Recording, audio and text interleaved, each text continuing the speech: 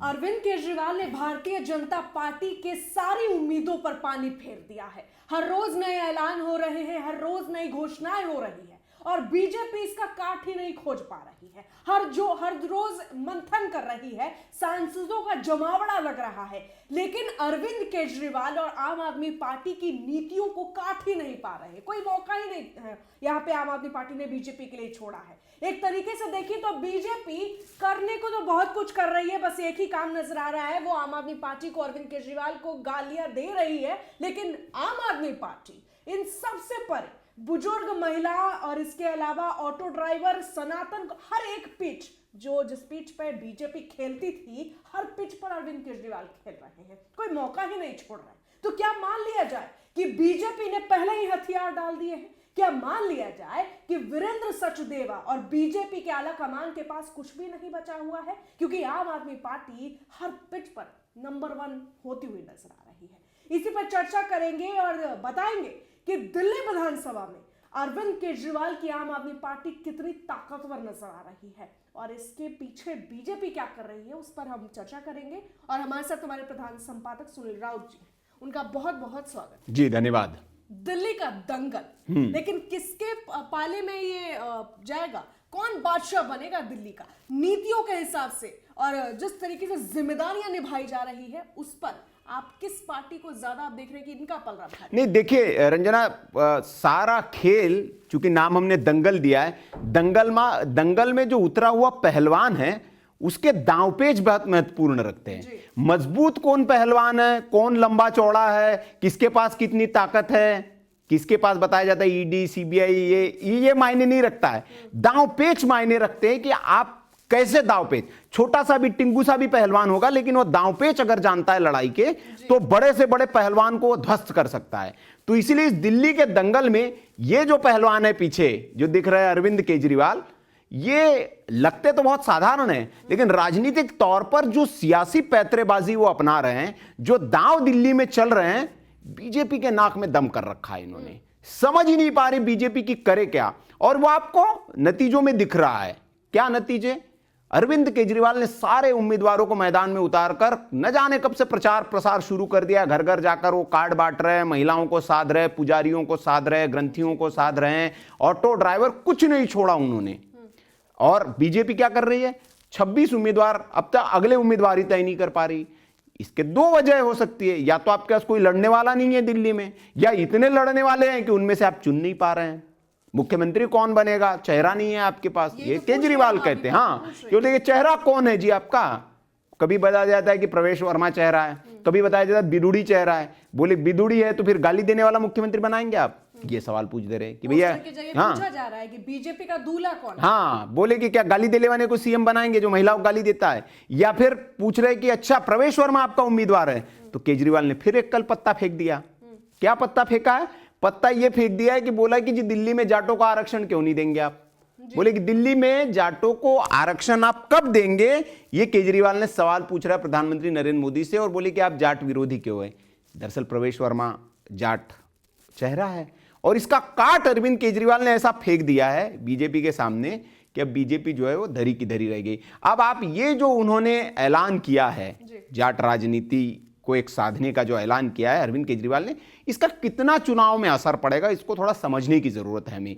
क्या जाट वाला जो कल उन्होंने कहा है, जाट आरक्षण का जो एक दांव फेंक दिया है, उसका क्या असर होगा दिल्ली चुनाव में? थोड़ा सा आंकड़ों से हम समझने की कोशिश करते। कितने सीटों पर अगर हम दिल्ली की बात करें तो दिल्ली में प्रवेश वर्मा को जैसे ही भारतीय जनता पार्टी ने अपना जाट उम्मीदवार बनाया, तो दिल्ली में जो है वो दरअसल अरविंद केजरीवाल ने जाटों को लेकर एक बड़ा दांव चल दिया है, और प्रेस कॉन्फ्रेंस करके इस मुद्दे पर बाकायदा उन्होंने ये कहा कि प्रधानमंत्री और गृह मंत्री अमित शाह से मैंने 4 बार जाट समाज को आश्वासन देते हुए देखा है, लेकिन आरक्षण नहीं दिया, सिर्फ आश्वासन दे रहे हैं। और बीजेपी कह रही है, इस पर बीजेपी का जवाब आ गया कि चुनाव से 25 दिन पहले भाई क्यों आपको जाट याद आए, इससे पहले क्यों नहीं आए?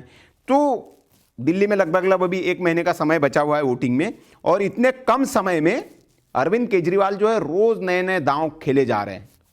2-3 दिन पहले आपने देखा होगा, बड़े बड़े साधु सन्यासी जिन्होंने भारतीय जनता पार्टी के दफ्तर की नींव रखी, बताते कि वो उन्होंने दावा किया योगेश्वरानंद जी ने, वो केजरीवाल के साथ खड़े नजर आए और उन्होंने एक ही बात कही, जो सनातन के साथ, जो भारत के पुजारियों के साथ, हम उसके साथ।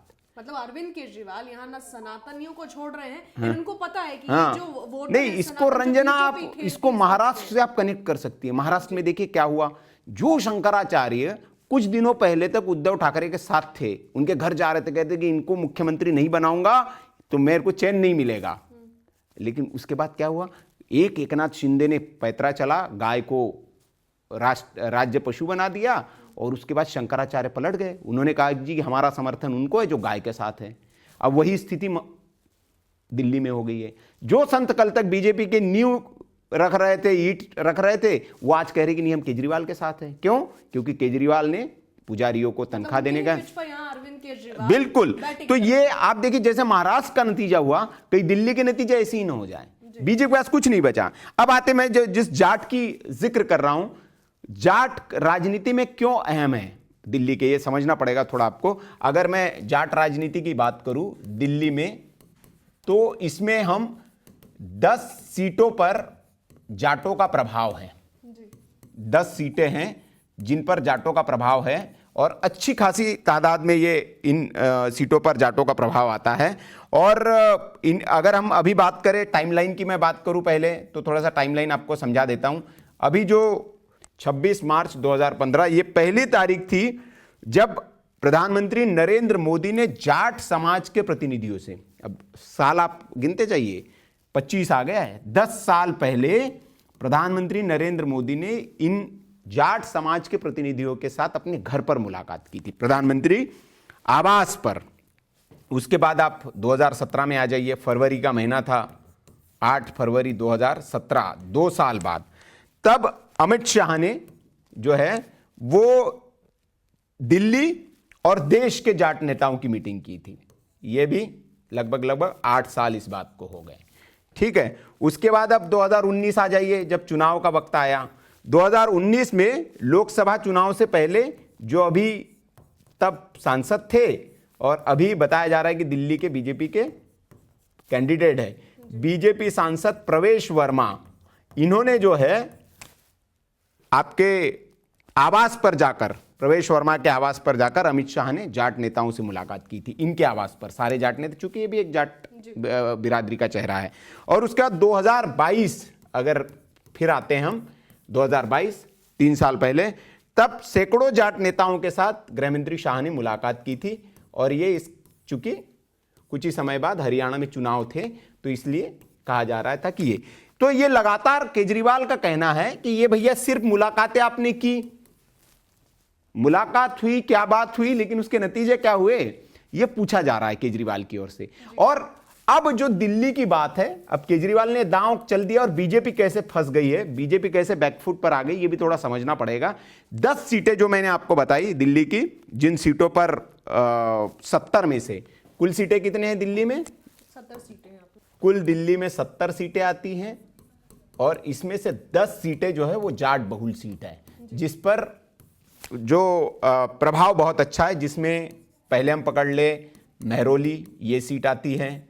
फिर दूसरी सीट है आपकी नजफगढ़, बिजवासन, फिर आपकी पालम, मटियाला, रिठाला,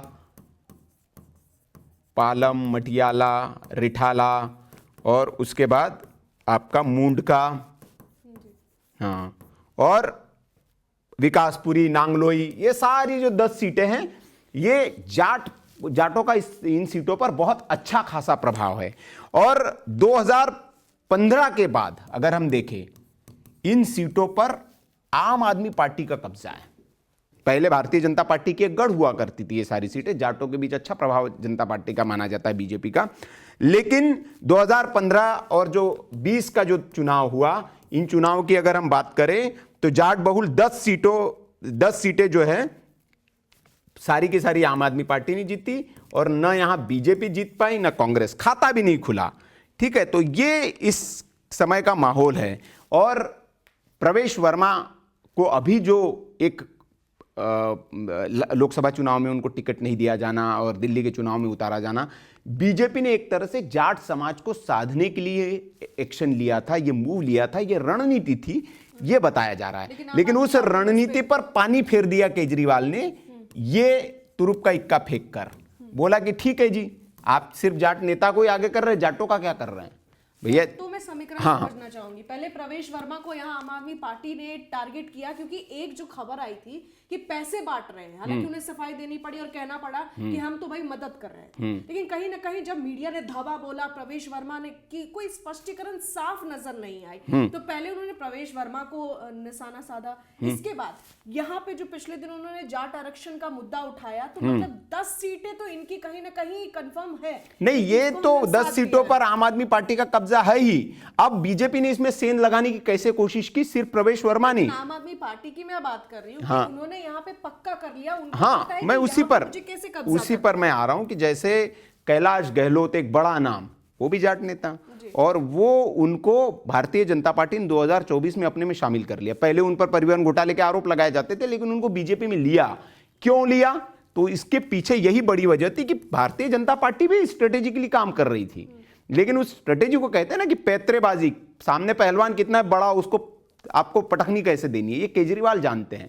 तो अशोक गहलोत, माफ करिएगा, जो कैलाश गहलोत है, उनको आपने ले तो लिया, और उसके बाद कैबिनेट मंत्री जो है वो रघुवीर शौकीन को बना दिया गया। गहलोत जैसे ही गए, क्या किया केजरीवाल ने, रघुवीर शौकीन को तुरंत मंत्री बना दिया, और वो नांगलोई सीट से 2 बार के विधायक है। तो उन्होंने वहीं पर उस कार्ड को, जो बीजेपी के कार्ड थी, उसका मतलब आम आदमी पार्टी का एक हाँ, तो हमें विशेषता समझ में आ गई कि एक्शन का रिएक्शन बहुत जल्दी आता है, बिल्कुल पता है कि सॉल्यूशन कैसे निकालना है।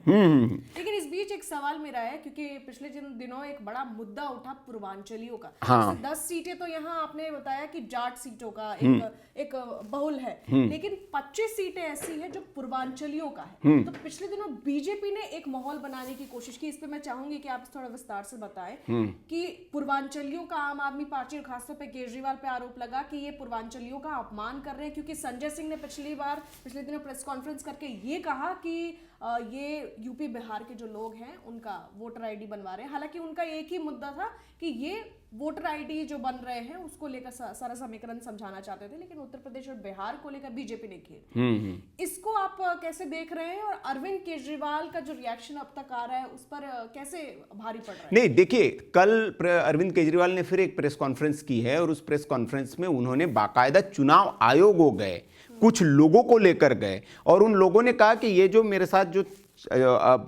70 के लगभग उन्होंने लोगों की जिक्र किया कि ये सारे कह रहे भैया कि हमने आवेदन ही नहीं दिया नाम कटवाने का, और इनके नाम पर आपने 5000 लोगों के वोट काट दिए।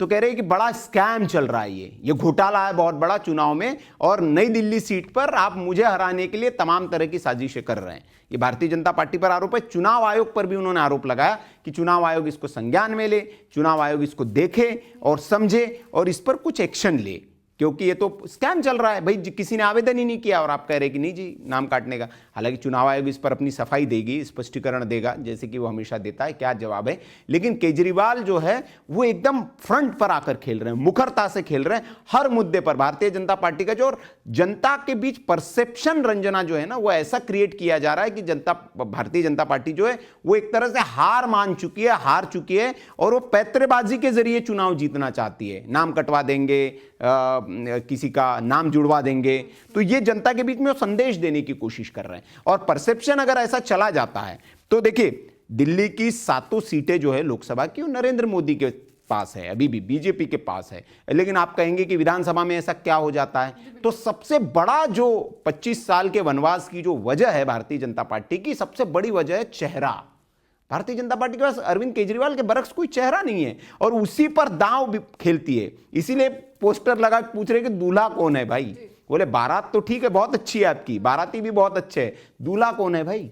और उसी पर जो है भारतीय जनता पार्टी पीछे रह जाती है। अच्छा, एक वजह मैं जानना चाहूंगी कि जो बीजेपी हरियाणा, महाराष्ट्र और तमाम राज्यों में प्रचंड बहुमत से जीत जाती है, इनकी स्ट्रैटेजी बड़ी स्ट्रांग होती है और चुनाव से बहुत पहले इनके मीटिंग्स चलती है, लेकिन जैसे ही बारी दिल्ली विधानसभा की आती है ये फिसड्डी साबित होती है। अभी तक 29 उम्मीदवारों का ही इन्होंने नाम घोषित किया है और उसमें भी कई लोगों तो नाराज ही, और इस बार तो धुरंधरों को उतारा है। मतलब आप देखिए 29 उम्मीदवारों का इन्होंने निकाला, लेकिन इसमें भी धुरंधर उतार दिया। तो ये तो साबित हो गया कि पहले ही कितने डरे सहमे हैं। लेकिन इसमें सवाल वही है कि अब तक उम्मीदवारों का भी इन लोगों ने ढंग से ऐलान घोषणा नहीं किया, ना इनकी कोई स्ट्रैटेजी समझ में आ रही है और ना ही ये समझ, खाली प्रेस कॉन्फ्रेंस नजर आ रहा है, आरोप लग रहे हैं। और एक और बड़ी बात ये है कि रमेश बिधूड़ी, जिन पर पहले भी उनकी बयान पर संसद में उनके और उन्होंने दानिश अली को उल्टा सीधा बोला, वो भी संसद में ऑन रिकॉर्ड, उनको टिकट दे दिया इन्होंने। अब तक वो मामला शांत नहीं, सबके जहन में है, लेकिन उनको टिकट दे दिया। नहीं, ये बहुत डेंट करेंगे रंजना, ये जो बातें आप कह रही निश्चित तौर पर ये डेंट करती है, क्योंकि जनता जो है वो देखती है कि भैया आप किसके साथ खड़े हैं, किसको आप टिकट में इंडोर्स कर रहे हो। और भारतीय जनता पार्टी, कांग्रेस और आम आदमी पार्टी दोनों इसको मुद्दा बना रही है। और जाहिर तौर पर एक महिला के, देखिए जो भी कहा हो उन्होंने, लेकिन एक महिला के पिता पर जब आपने कहा कि पिता बदल लिया, बाप बदल लिया, जो भी, तो ये अच्छी शब्दावली नहीं है, अच्छी भाषा नहीं है।